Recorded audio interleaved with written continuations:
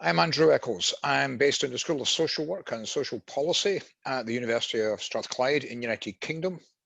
I'm delighted to be taking part in this conference on interdisciplinarity, sustainability and expert disagreement.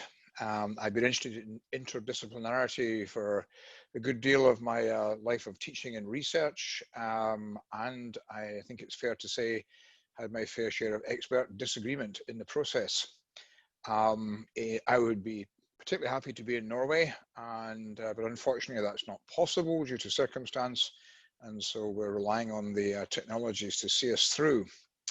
I'm a political scientist by background, but I work in a School of Social Policy, and I also have a particular interest in ethics, and I previously chaired the Health Technologies Group in the university, which met across all four faculties and in itself proved an interesting forum for interdisciplinarity and occasionally expert disagreement. So what I want to talk about today is sustainable care for an aging population, interdisciplinary tensions around the role of remote care technologies. I'll discuss the remote care technologies in a little bit more detail in due course, but these broadly go under the guise sometimes of telehealth or telecare or telerehabilitation, sometimes assistive technologies or ICT based, but broadly they involve a degree of care which is remotely monitored, either through passive monitoring of people's homes, for example, or GPS tracking devices which may be fitted to them. In other words, it removes care of people from the immediacy of human contact and introduces them to the idea of remote care, and therefore changes in the process of that the relationships of care. This has been a big program in the United Kingdom over the last decade or so. In fact, the UK, as we shall discover, is now established as a world leader in this area. And I'm going to suggest over the next 40 minutes of this talk that there are quite significant tensions around interdisciplinary understandings of research and efficacy and evaluation and so on and so forth in the process. I'd like to start with a couple of questions. What's the issue that we want to try and address here? And that is, I think, a need to develop understanding across different disciplines. Why? I think due to the consistent weakness in the success of policy interventions themselves. We often seem to have policy programs that don't work well on the ground when they're implemented, and I think that is in part due to the lack of interdisciplinary research informing the policy implementation itself. Secondly, I think the issue is important due to what I'll call a democratic deficit in engagement over policy decisions. The idea that policy decisions are left to experts with their discipline-specific expertise and often bypass the lay public. And that raises an interesting tension, I think, between the role of experts and the role of the lay public, which has never fully been explored and established, but I'll go on to talk about that as well. But I think if we were to engage end users, who are often the lay public in decision making, then we might manage to circumvent some of the policy failures at a much earlier stage. I'd like to start with a brief resume of epistemological positions. I'm starting with the assumption that people are probably aware of these. And of course, there are a legion of books that one might be approached on research methods to look at these, but I'll briefly go through two of these positions, a positivist approach and an interpretivist approach. I'll start with the positivist here. They're not the only approaches, but they broadly embrace the key approaches to research and also within them embody the key tensions. First, the positive approach has assumptions around the idea that there is objective knowledge. There is a world which is to be known in an ontological sense, and basically there are ways in which it can be known. It strongly separates out the idea of facts from values. In other words, the idea of the interest in facts and they should be value-free, which an interpretivist would argue is a difficult thing to be able to surmount. And the positivist approach would largely be based on quantitative data, strict rules, procedures, the use, for example, of randomized control trials in a search for generalizability. In other words, if we say it works as a result of this trial, we can reasonably assume it may have a wider applicability and replicability. If we do the study, we can do it again in another setting. It assumes the possibility to transfer these methods of the natural sciences, of the hard sciences, effectively to social sciences. And therein lies something of the tension which we will be talking about, because in fact the social sciences are asking quite different questions, and in asking different questions will be required to use different approaches. But that becomes something of a tension. And I've often had these arguments with colleagues in the past where they'll tell me that, for example, what I'm doing is not actually research, it's some form of evaluation, but research has to be based on a systematic review and then a randomized controlled trial. I would beg to differ, and I would beg to differ from the position of an interpretivist researcher as a social science researcher. So first I would argue that positivist accounts ought not necessarily to be accorded a privileged position. In some cases they might tend towards that, but I would say they are one account amongst others. Second, I would argue that knowledge is a social and historical product. Facts can be theory-laden, at the risk of being too trite on the issue. The old phrase was that history is written by the victors, and in some cases, basically, we would have to think, how does our understanding of knowledge come about? The facts could be theory-laden, they may be a historical product. Basically, it's not always straightforward and not always clearly objective. The real world is complex and can be viewed from different perspectives. And the role of language and meaning is important for interpretivist researchers, hence the use of qualitative methods. For example, an interview schedule, which may be face-to-face, it may be some length of time, there may be a great deal of data accumulating from that. And in that sense, an interpretivist approach is unlikely to make claims for generalizability. It's too specific, too particular in the way it conducts the research. And indeed, it's very unlikely to be replicated because, of course, we will be dealing with different people. However, only using those depths of qualitative methods can we actually elicit the quality of information that maybe actually we're looking for in terms of a social science approach. Interpretivist approaches can also be emancipatory, which might not be significant for all social scientists, but for some it certainly would be.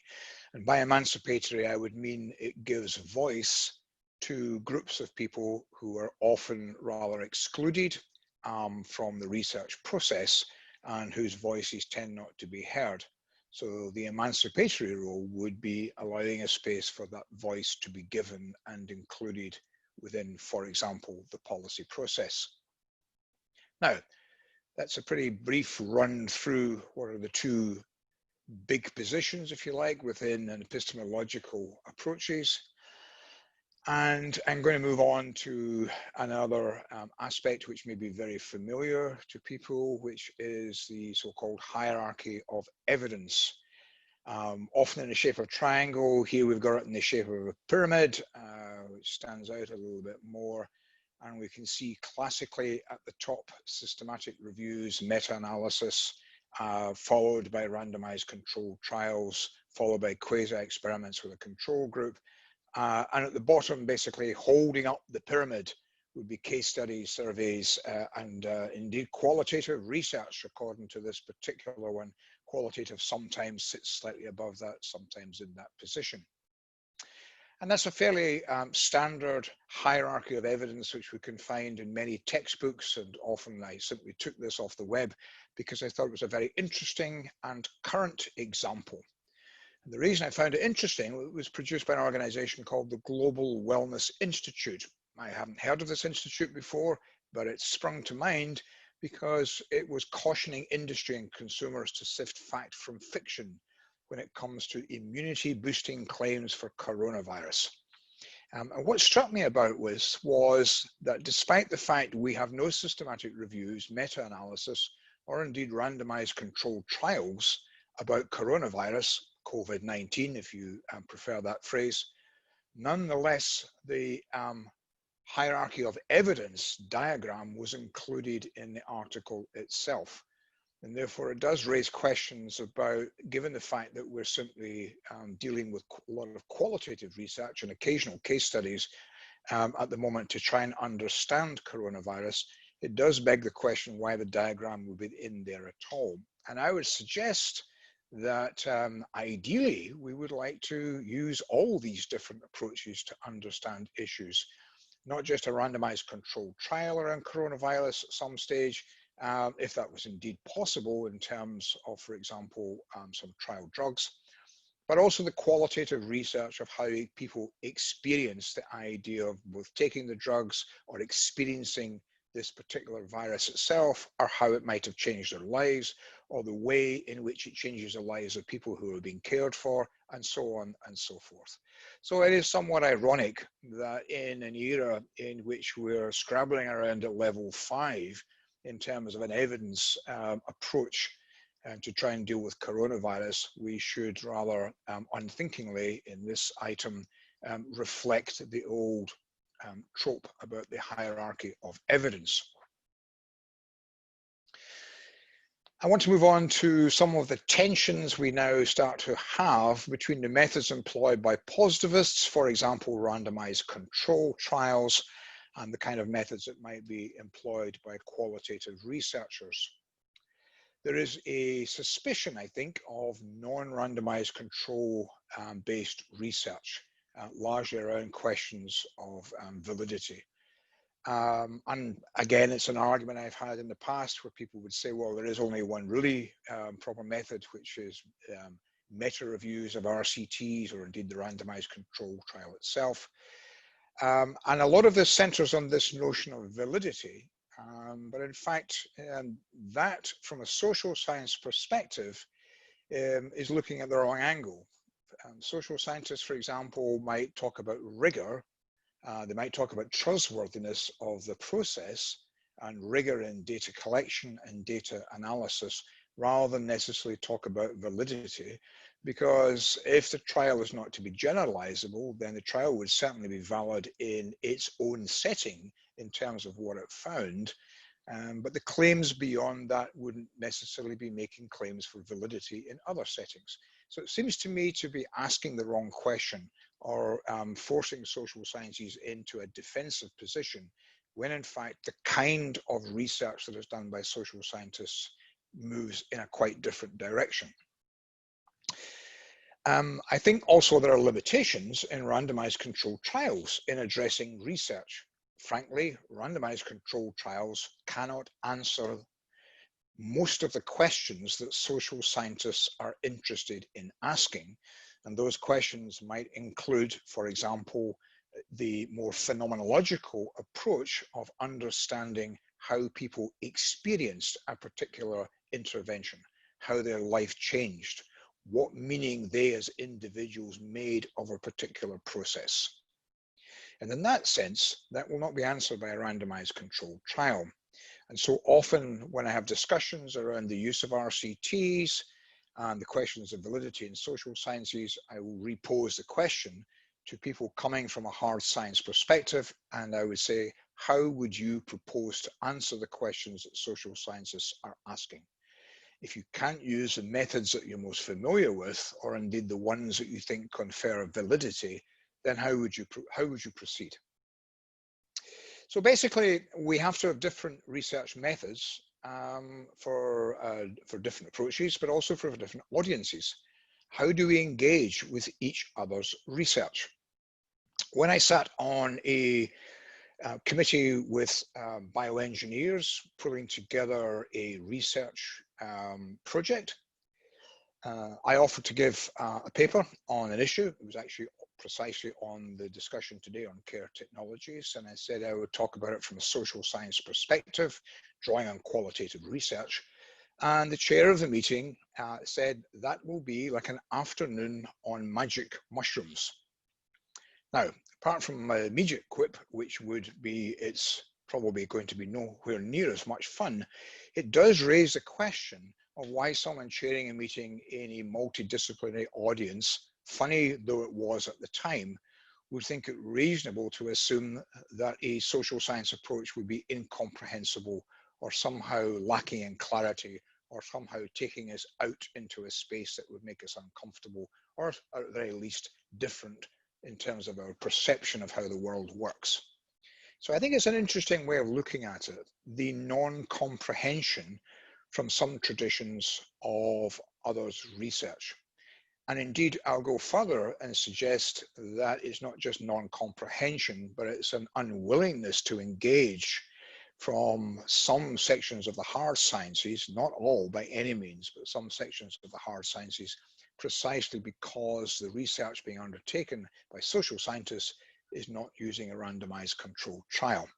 I would have to add to that that I have some outstanding colleagues in bioengineering who have very, very good understanding of social research, which does make the world an easier place to inhabit. We might ask a couple of supplementary questions. Which research is better funded? Tends not to be social research, even though that's often extremely useful in terms of policy making. And which research is adopted more, and why would that be by policymakers? But I would also argue that that lack of a fuller spectrum of interdisciplinary research would also be to the detriment of policy implementation in due course. And I'll come to this and explain why. There's a nice paper by Deaton and Cartwright in Social Science and Medicine, which I would recommend. To quote from it, randomized controlled trials can play a role in building scientific knowledge and useful predictions, but they can only do so as part of a cumulative program combining with other methods, including conceptual and theoretical development, to discover not what works, but why things work.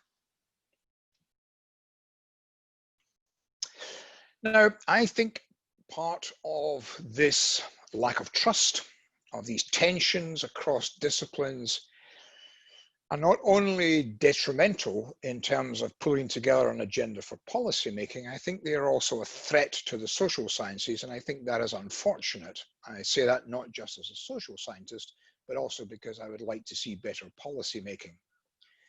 The shift of social sciences towards emulating the hard sciences, for example, the turn towards evidence-based practice in areas of social complexity, has been witnessed over the last few years. An example of that again in social sciences would be in sociology.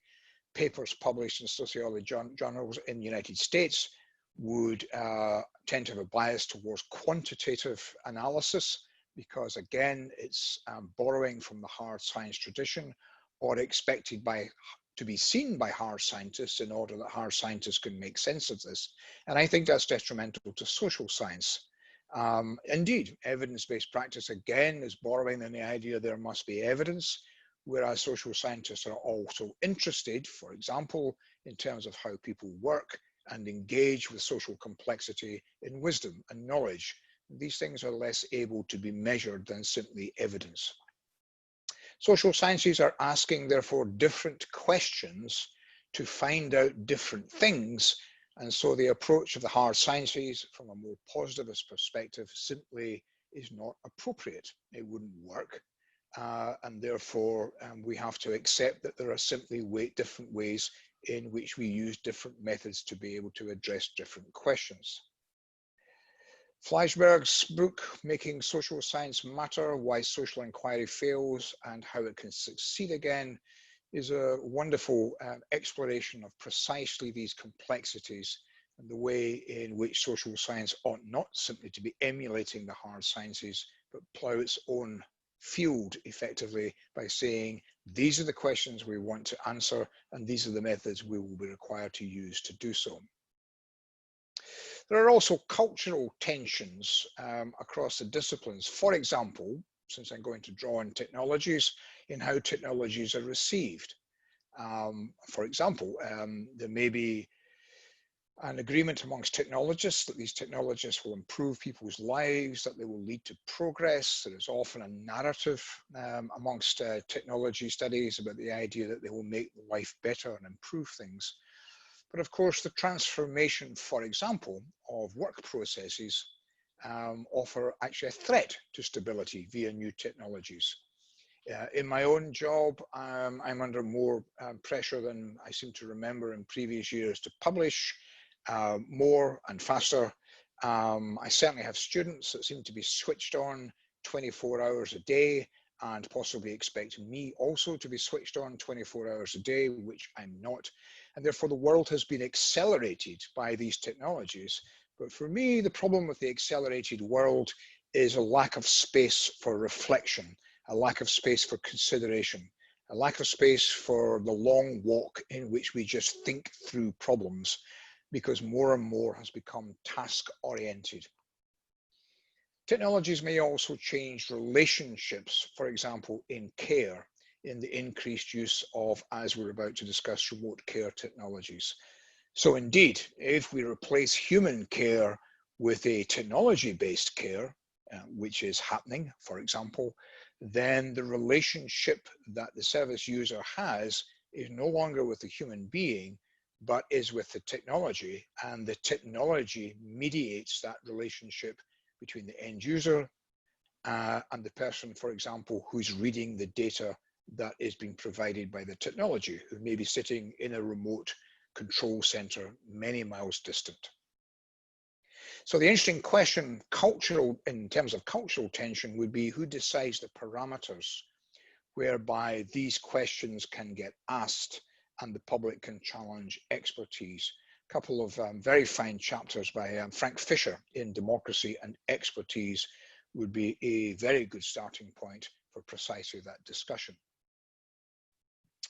I'm going to pull just a little bit more on this idea of evidence, and Fisher discusses in the text I've just been talking about the use of evidence in performative politics, not just a question of how data was obtained, but how it then gets used, the questions it frames, the agendas it supports.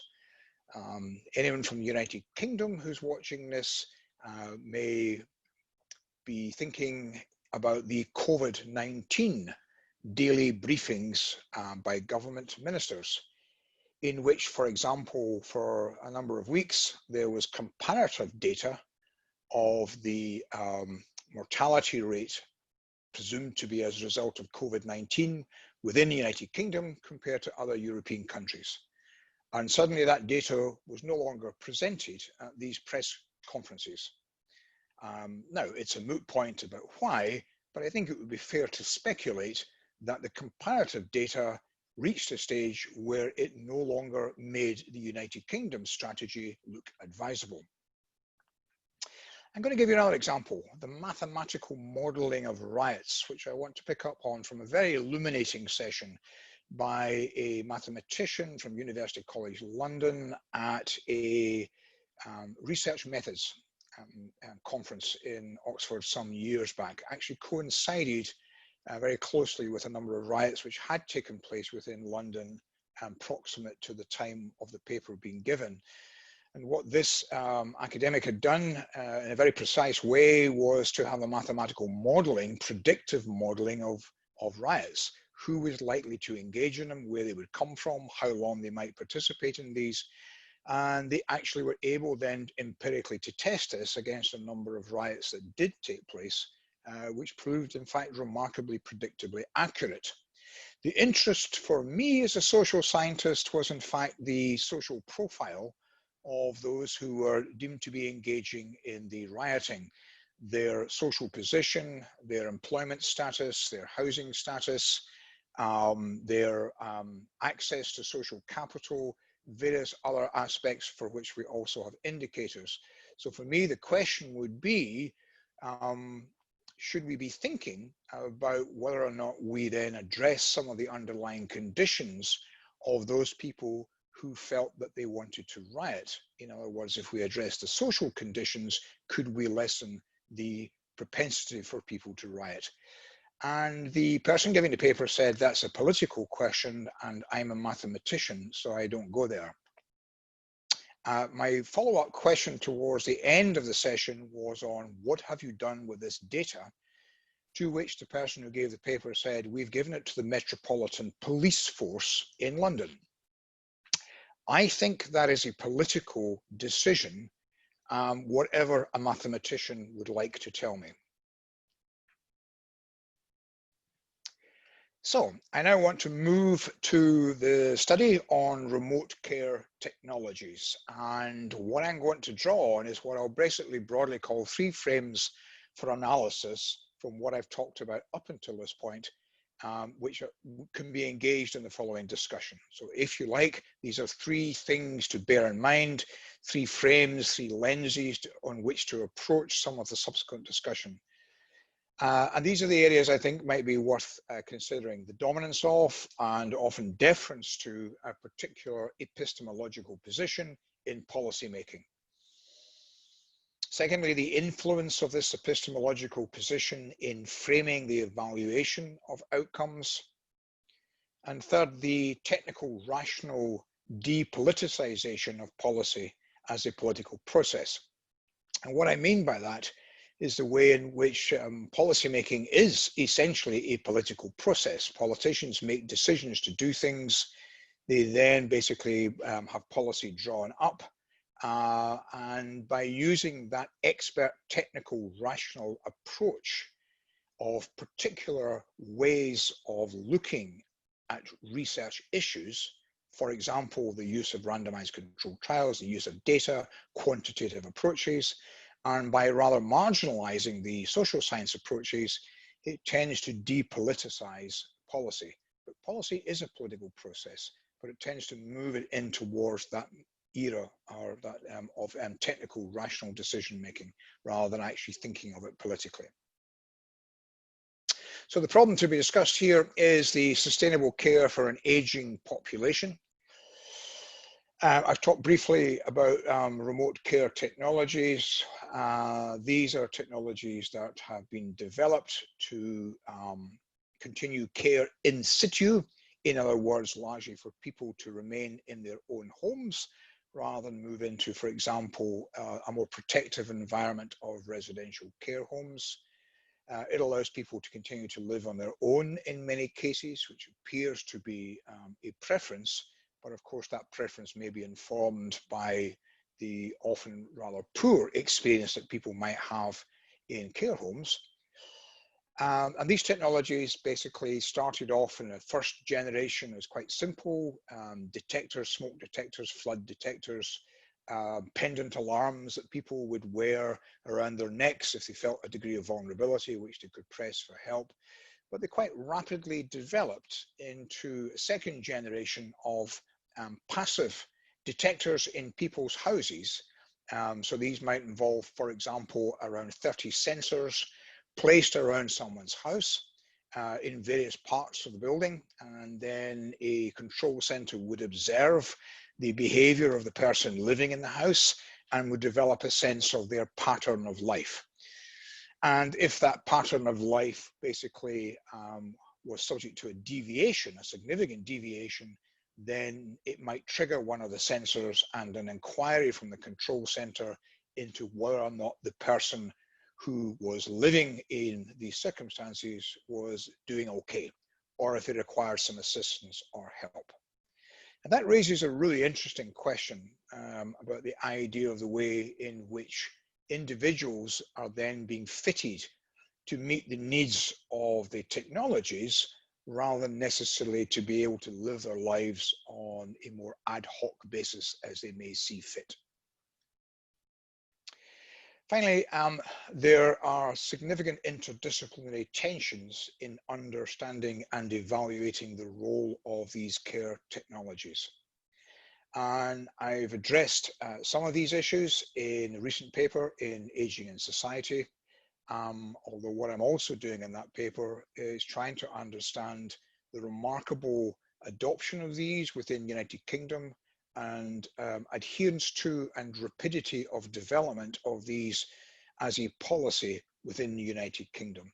So really the paper is a policy paper, but it addresses some of the questions which I've got here on this slide.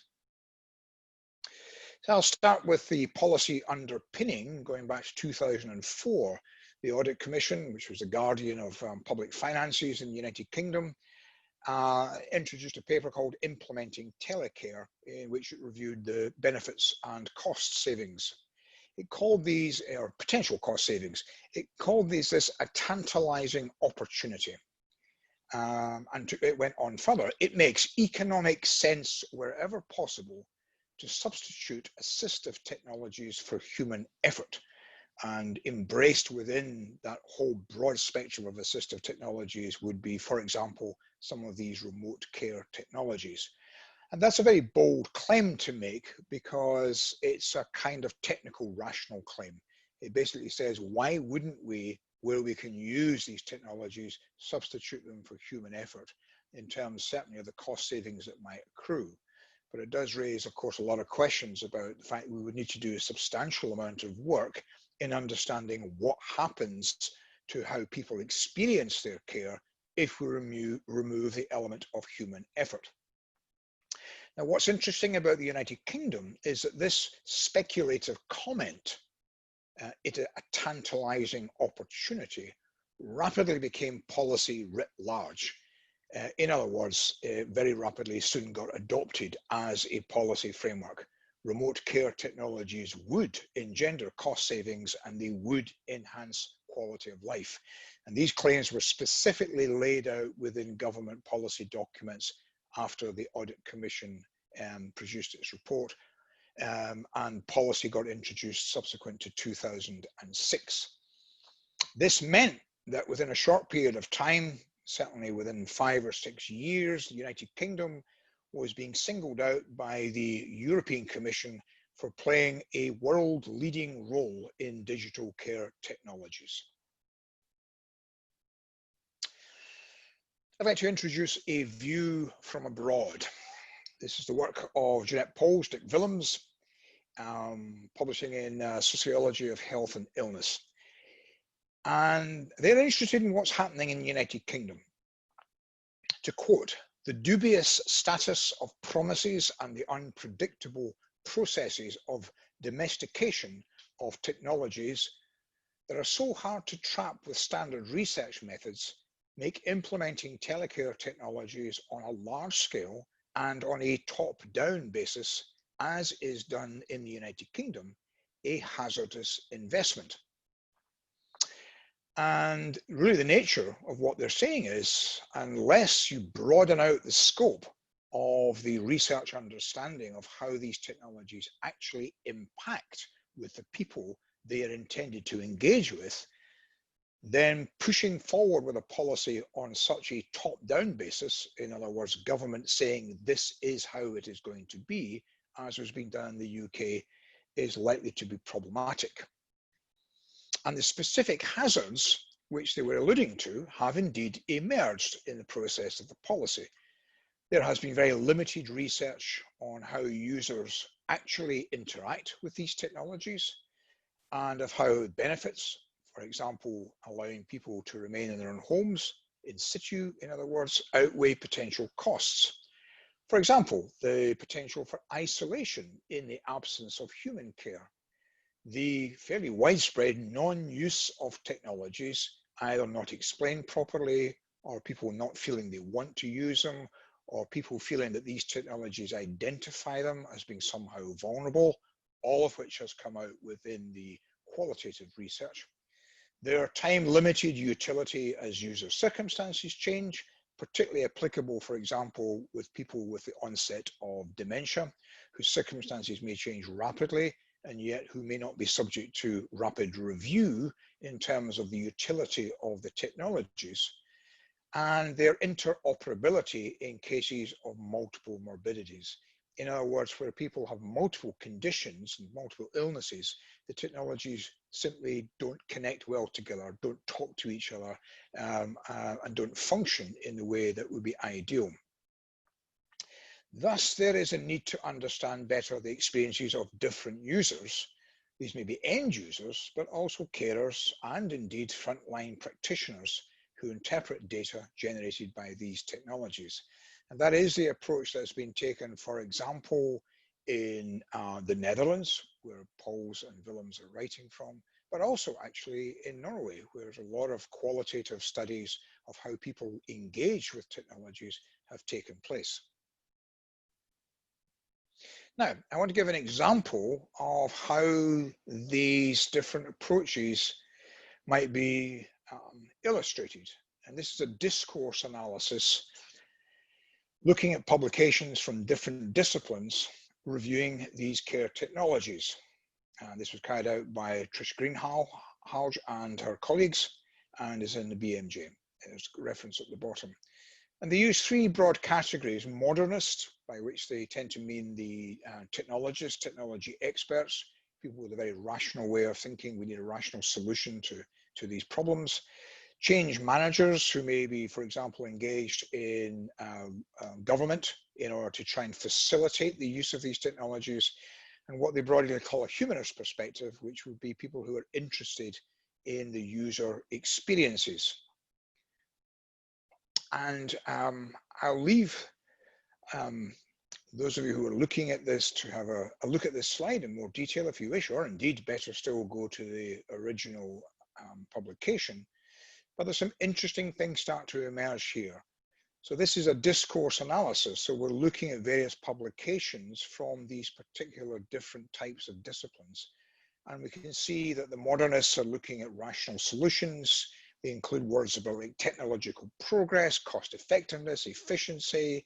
Change managers will be looking at how well they're adopted, how they can be assimilated into existing programs, the sustainability of this, which again might hark back to what we talked about before. As people's circumstances change, can we adapt the technologies?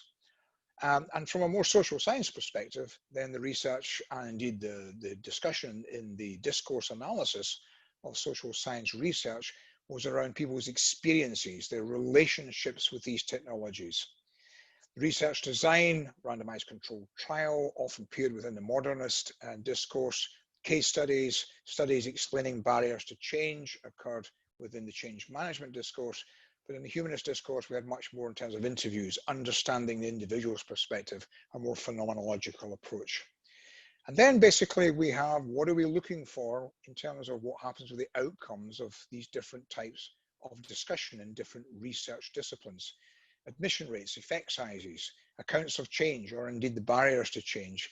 But for the humanist social scientists, we're looking at the much more detailed experience of actually using technologies, that kind of socio-technological understanding of the fact that technologies don't make much sense in isolation unless they are connected to how people actually use them and adapt them and work with them, or indeed don't work with them.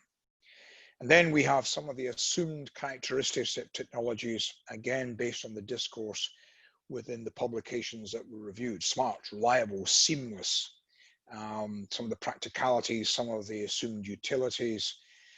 But in amongst the more social science qualitative work, when the interviews were conducted with people who were using these technologies, we see fairly repeated phrases: interoperability across different technologies, but also the potential constraints, something we talked about before with the way, for example, that passive monitoring is set up in people's houses, which basically tend to constrain them in terms of a pattern of how they go about their daily business. So which discourse was pursued by policymakers? Well, the Scottish Government very early on said telehealth will be widely recognised by service users and their carers as the route to greater independence and quality of life. Not only that, but telecare services should grow as quickly as possible.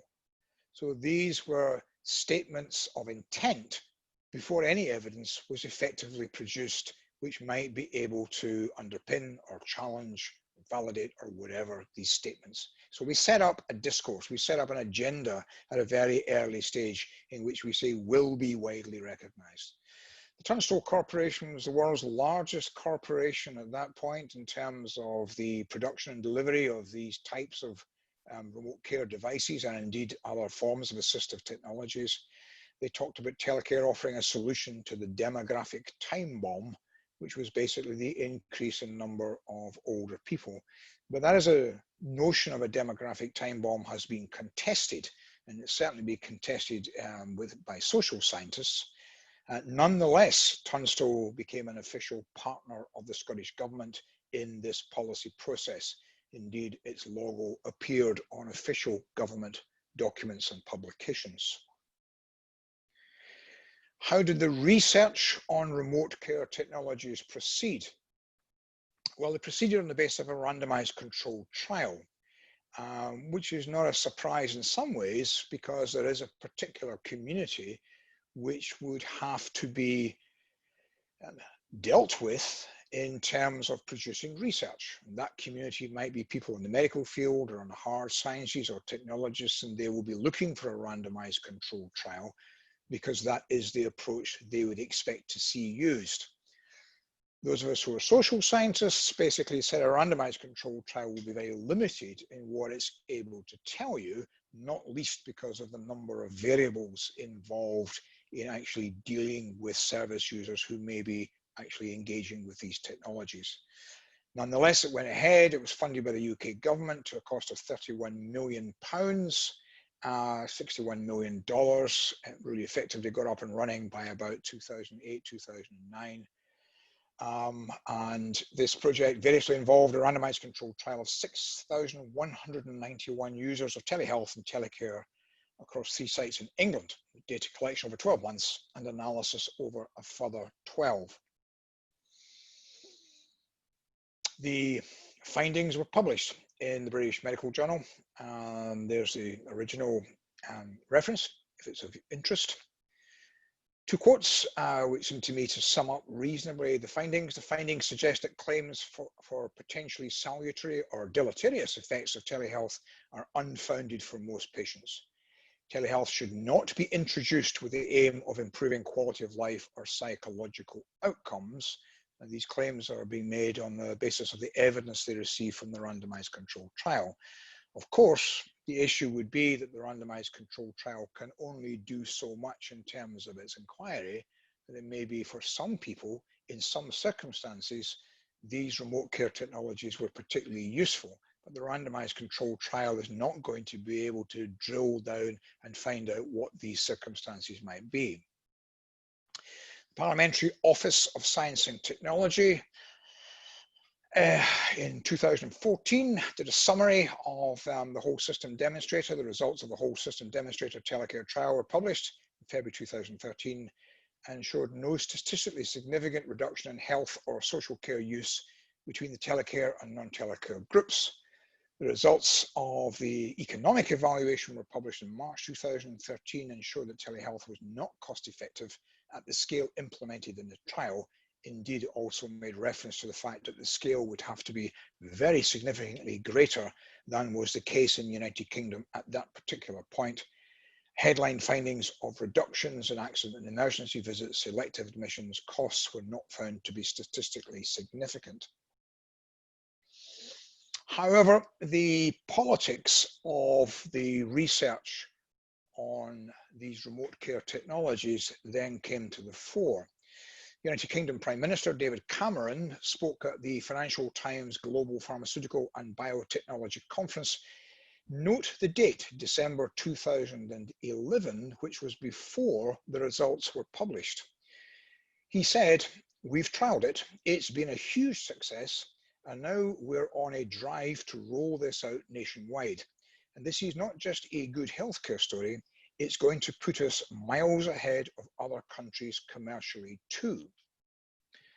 So the obvious question would be, how did you find yourself in a position to be able to make that claim over a year in advance of the results being published? The answer comes in a publication in the British Medical Journal from Trish Greenhalgh, where she says the Department of Health cherry-picked, in other words, took the bits that best suited it from the raw data before the trial had finished recruiting, my emphasis, in such a way that it could support claims on cost savings.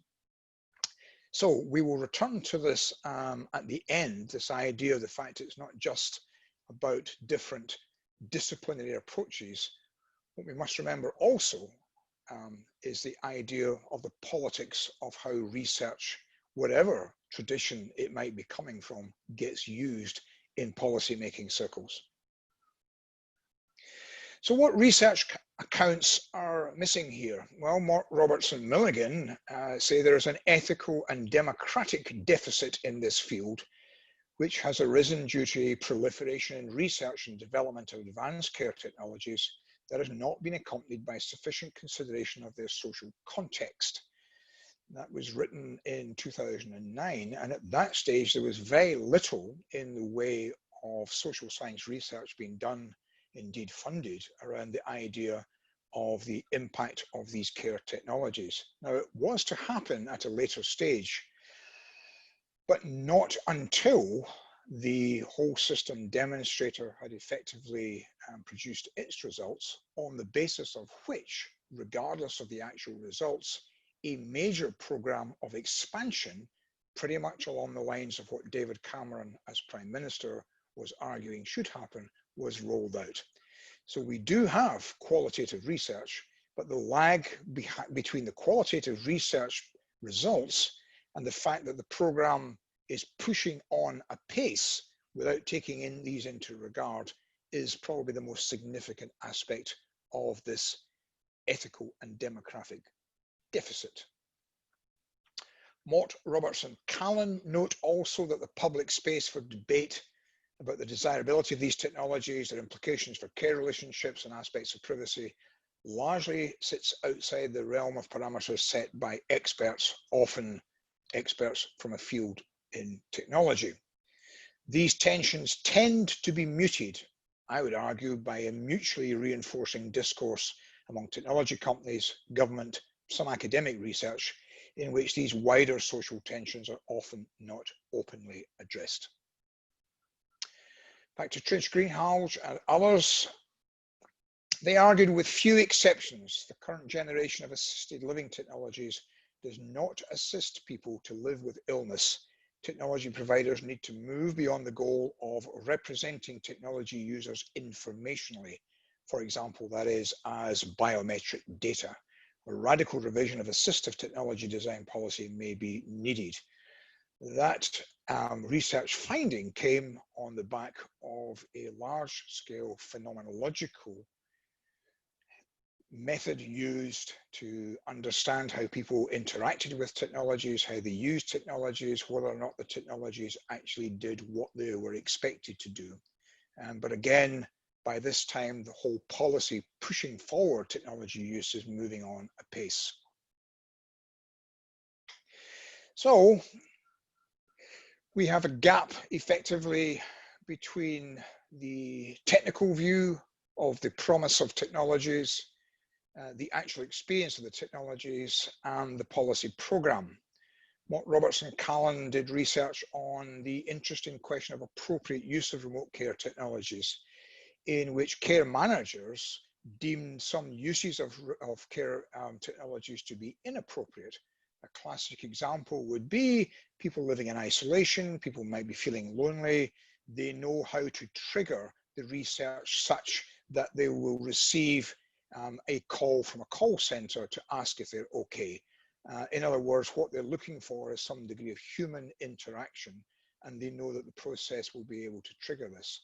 Well, that might be inappropriate from the point of view of care managers, but it actually might be appropriate from the point of view of end users themselves, because basically they're finding a use for the technology which suits their particular purpose. Nelly Utzhorn in the Netherlands did a study on, again, on end users, call centers, and assumed technophobes. Very interesting study in which it was assumed that people who are not interested in using the technologies which would be linked to a remote call center were deemed to be technophobes. Of course, they were deemed to be technophobes by technologists. What Utzhorn did was to interview, using qualitative research, these technophobes, and discover that they were not at all technophobes. They were often highly educated, literate people who used many forms of technology, but did not want to use those specific technologies for those specific healthcare contexts. There is also resistance to remote technologies, and that might be based on assumptions about human care being better than technological care. Something Paul's addresses when we said this is really a false dichotomy. It's not warm care and cold technologies, it's about context and what works best.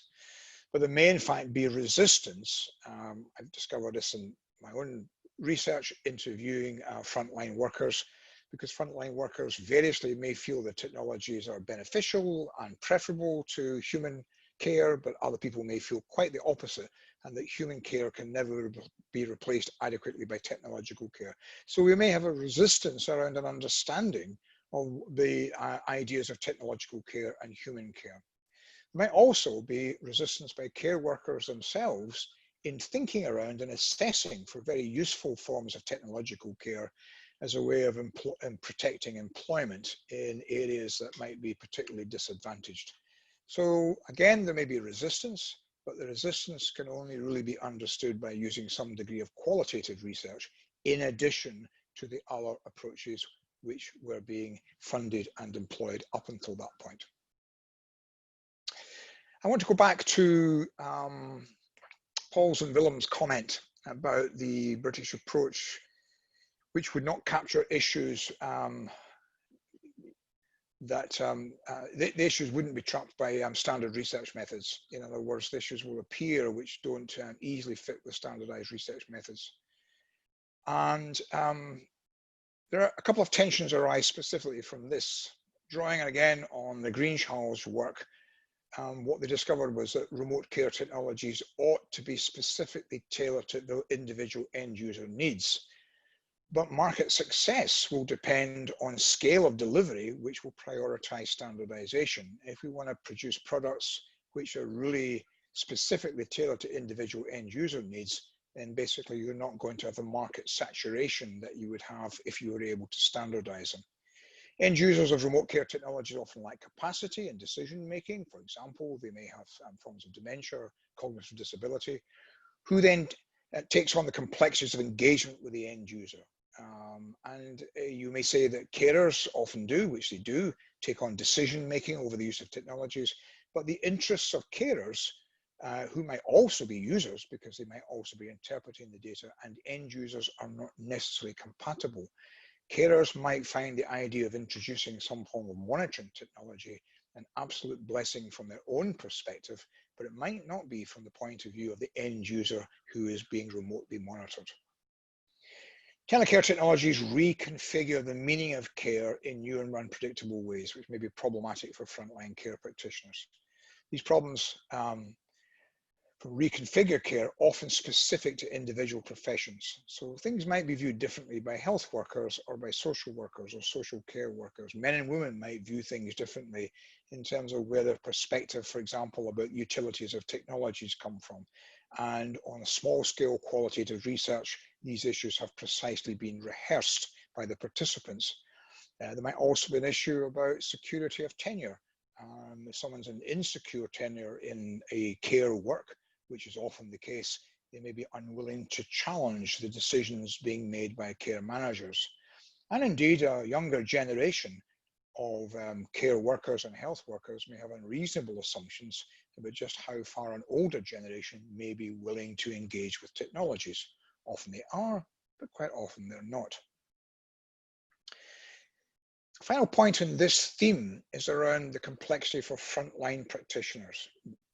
And in this sense, data is not knowledge. There's a fine study by Iki Kamphoff, who engaged in this whole area in a forum we had some years ago, which brought together engineers, technologists, hard scientists, social scientists, and so on to look at this issue. Because the data itself you get from remote care technologies, it needs to be interpreted. And it needs to be interpreted by someone who's got some familiarity with health or social care and not simply a call center operative. It needs possibly shared decision making and negotiation with the end user rather than a remote decision being made by someone in a call center. Some concerns like safety and vulnerability may well be relieved by the use of remote care technologies, but new dilemmas are introduced. Is this need to know information that's being produced here? And how might this be perceived by frontline professionals and their managers? So for example, frontline professionals often said, yep, there's a lot of data coming out, but we don't need to know this data. It's very routine. It's not terribly important. But managers might be thinking ahead to any legal challenge in due course and thinking, we need to keep all this data. It needs to be analyzed. You need to be on top of this. So these were some of the issues that started to emerge from Kamphoff's work on not just end users, but the users of these technologies who are also practitioners. The final aspect I want to look at in terms of the interdisciplinary tensions is around ethical frameworks and these remote care technologies, and what I'll call here the primacy of biomedical ethics, because indeed most of the frameworks that I've looked at through a systematic review of documents that have been produced by government, by local authorities, by health services around remote care technologies, and indeed in most of the publications around ethical issues, tend to center on the biomedical framework. The key stocks of biomedical ethics being autonomy, beneficence, non-malfeasance, and justice. And I would argue these are very powerful and important concepts, but also, as I've argued elsewhere, given the reference below, they are also limited in their scope, historically shaped, and unevenly relevant across different cultural settings. So for example, for some communities, let's say for example, in Southeast Asia, the idea of autonomy might be less culturally important than it might be for some other individuals, for example, in the United Kingdom. There are some powerful papers being written on precisely this subject, where people might have a stronger cultural sense of codependence or interdependence rather than autonomy. So again, simply using these ethical frameworks and trying to fit them into the idea of remote care is potentially problematic. So this framework's assumed to be practical, and I'm interested if this is about its discipline-specific underpinning. Like people think you can simply draw on a biomedical ethical approach, whereas in fact there are other aspects that might be more important. I mentioned already the primacy of autonomy, but actually is this paramount in care rather than, for example, in acute interventionist medical settings where biomedical ethics may be coming to the fore? That's a quite different setting, and yet we don't seem to have adjusted in terms of how we use the framework. Other frameworks might well be actually much more usable and interesting. An ethic of care, drawing from a feminist ethical perspective in particular, might be much more useful and engaging around care ethics, for example, the ethics of using remote care, than biomedical ethics. There are also interesting assumptions around questions of beneficence. Brief example, very nicely explored by Gagnon and others in Aging in Society, reference again below, was around fall detectors, which one would assume would confer a high degree of beneficence, in other words, good, towards the recipients. But the qualitative research based on interviewing the recipients uncovered a range of responses which were not predictable. So for example, people who were fitted with fall detectors found themselves becoming less active because they were worried about appearing to be vulnerable if they fell. They then also don't want to appear in some sense to be deemed to be vulnerable by whoever is looking at the information that comes from the fall detector. So for these various cultural reasons, the idea of not wanting to be deemed to be vulnerable, the idea of not wanting basically to be seen in that position, people became less active as a result. And that cuts right against one of the other agendas that we have towards people as they get older, which is to keep active in the process. So here we have an intervention. It has assumed beneficence, and yet it may have a quite actually paradoxical outcome at the end of the day. Okay, what has been the impact of this lack of cross-disciplinary research? Well, the United Kingdom has an adult social care problem which has been characterized in many circles as beyond crisis. Indeed, the most recent Parliamentary report looking at the whole question of adult social care deemed it to be a national scandal. as viewed by across political party parliamentary reports. So it just doesn't belong to one political party. And indeed, the Audit Commission that I mentioned earlier, the guardian of public finances, first mooted the idea of the need to address issues in adult social care as far back as 1986. It appears we have been moving this down the road, never quite getting to deal with it. And in this case, the Audit Commission's report in 2004 about the tantalizing opportunity, as it described it, of technological interventions basically proved to be too seductive for policymakers who put a great deal of investment in that being a solution to the idea of the social care problem. So the assumptions around remote care technologies on efficacy, quality of life, interoperability across technologies, especially for people with multiple morbidities, cost savings, unintended consequences, for example, isolation or additional costs from care of people living in situ, the scalability of uptake.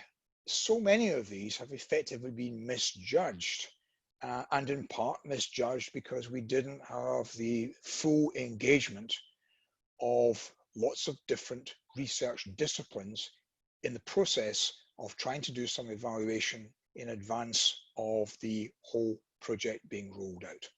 So we rolled out the project, we said this will work, it will save money, it will enhance quality of life, and gradually the research came in which suggested that that then was a problematic prospectus. There has, on the other hand, been no plan B put in the place of this, which is why we now have a social care problem beyond crisis, or indeed, as has been described, a national scandal. In the paper I mentioned earlier, the 2020 paper on Aging in Society, I've used the phrase silver bullet approaches to policy, which is we think we can deal with all this with one particularly large solution.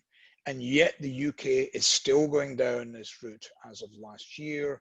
There was another big push, especially in healthcare, but also across social care as well, to introduce more and more technologies to be able to deal with some of these issues. So here's my summary. We need to be able to cross disciplines to get a fuller understanding of policy implications. We have to be able to find ways to do this. To do so, we need to have a more open understanding of what constitutes validity and of the rigor of social science methods. We need to come out of our disciplines to some extent and really engage and thrash around some of these issues, not least around misunderstandings about what we mean by questions of validity. We need to acknowledge the essential role for social sciences in understanding users' experiences that cannot be tracked by standard research methods. We need qualitative methods. We need a phenomenological understanding of how users make sense of these care technologies, what they mean to them, the way they change their care relations. In the absence of this, the waste of effort and finance will continue, as indeed in Britain will the crisis in social care. Perhaps the greater obstacle to be overcome is not the tension, however, between research disciplines, which is something that clearly needs to be overcome, but the bigger tension might be the politics of how research sits with policy making, the marginalization of inconvenient positions, the performative politics of governments who simply use the data that they're inclined to use, the political use and abuse of research data, and the pervasive influence of political lobbying. It seems to me that COVID-19 is almost an exemplar of some of these performative politics difficulties that we're experiencing at the moment in the United Kingdom. So we need to overcome the tensions across research disciplinary boundaries to challenge this. And somehow we need to have trust across the different disciplines to be able to challenge the politics of how governments, especially in democratic societies, are going to respond to some of the challenges that are going to emerge, which are going to be democratically difficult to be able to deal with. Which brings me to my final slide.